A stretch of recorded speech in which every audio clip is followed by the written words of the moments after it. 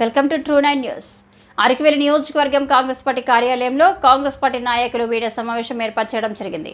ఈ సందర్భంగా కాంగ్రెస్ పార్టీ రాష్ట్ర నాయకుడు పాచిపేట చిన్నస్వామి మాట్లాడుతూ 2024 డిఎస్సి ఉచిత శిక్షణ కోసం పాడేరు ఐటీడీఏ ప్రాజెక్టు అధికారి వారు కేవలం 300 మందికి ఉచిత శిక్షణ ఇస్తామనడం చాలా దుర్మార్గమని, దీన్ని తీవ్రంగా కాంగ్రెస్ పార్టీ ఖండిస్తుందన్నారు.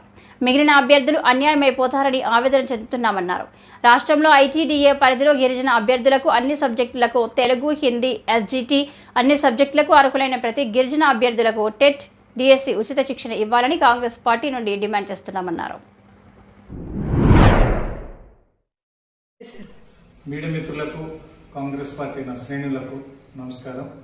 ఈరోజు మీడియా సమావేశం నిరుద్యోగుల కోసం. నిన్నటి దినాన పేపర్లో మొన్నటి దినాన పాడేరు ఐటీడీఏ ప్రాజెక్ట్ అధికారి వారు కేవలం 300 మందికే టెట్, డిఎస్సి ఉచిత శిక్షణ అని వెల్లడించడం చాలా దుర్మార్గం.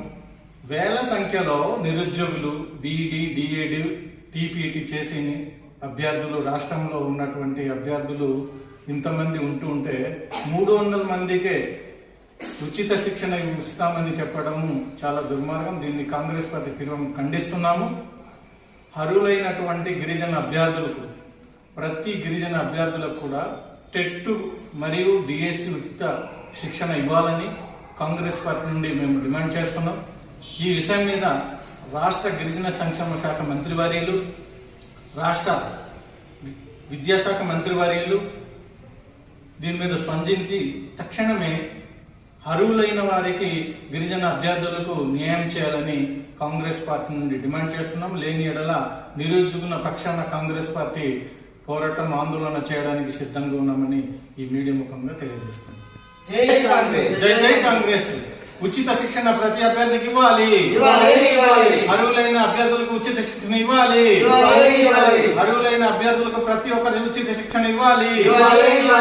టెట్ మరియు డిఎస్సికి ఉచిత శిక్షణ ఇవ్వాలి. టెట్ మరియు డిఎస్సికి ఉచిత శిక్షణ ఇవ్వాలి. అర్హులైన ప్రతి అభ్యర్థికి శిక్షణ ఇవ్వాలి. జై కాంగ్రెస్, జై కాంగ్రెస్, జై కాంగ్రెస్, జై కాంగ్రెస్.